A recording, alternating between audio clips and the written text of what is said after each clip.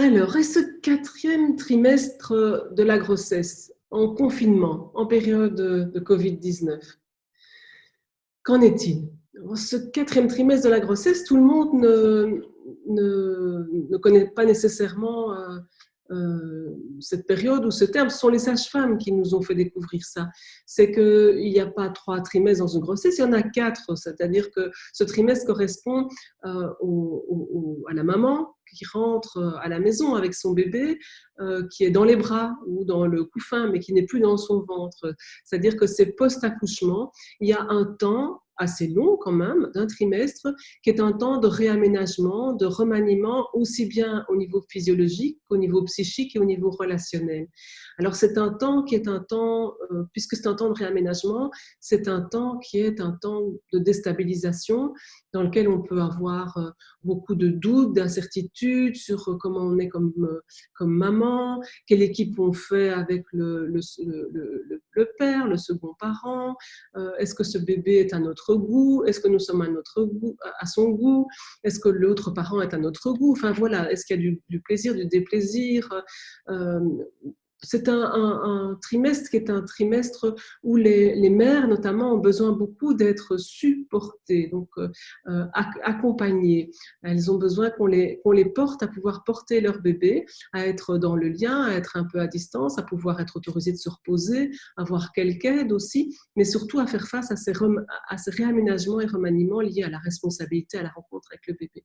Alors, on peut se poser la question de ce qui se passe pendant ce quatrième trimestre, puisque certains bébés seront nés en période de confinement et auront vécu leur premier trimestre de vie en période de confinement.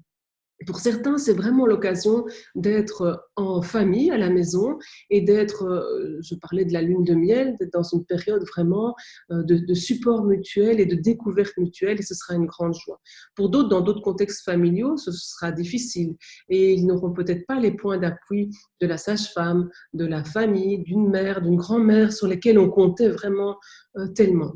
Mais il y a en tout cas, alors qu'on est dans des consignes qui sont très sanitaires, très médicales, on encourage les parents à consulter, à aller vers les consultations, vers l'ONE, vers le pédiatre, etc.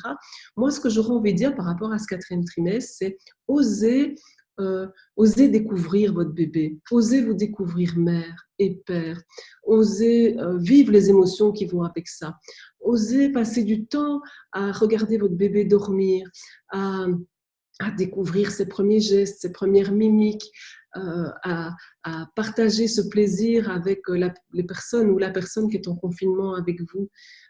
Parce que c'est un temps qui est un temps, le temps d'un événement. Il y a une magie de ces instants-là.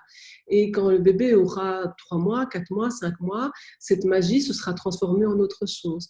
Donc, prenez à la fois du temps de repos et du temps de découverte pour penser le bébé, le rêver, le regarder, l'envisager, lui chanter, lui parler aussi. Lui parler de ce que vous vivez en temps de Covid aussi. Lui parler de votre tristesse de ne pas l'avoir présenté à la grand-mère à laquelle vous attendiez tant de le présenter.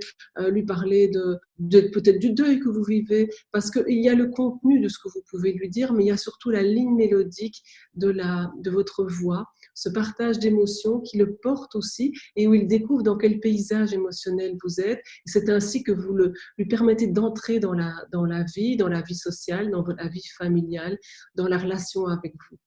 Ne vous inquiétez pas trop pour les traces, parce que cette histoire, c'est une histoire collective. Vous allez pouvoir la reprendre en famille, avec lui, mais d'abord, il s'agit de pouvoir nourrir, créer ce lien, vous laisser aller dans ce lien.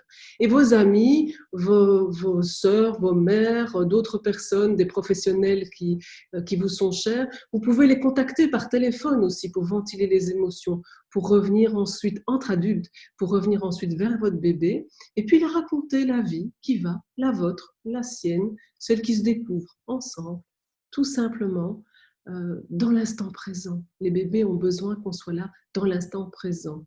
Donc pensez aussi aux écrans, aux télévisions qui vont très fort. On peut les éteindre aussi quand on parle et qu'on joue avec bébé autour de la table allongée ou quand on l'a dans les bras, tout simplement.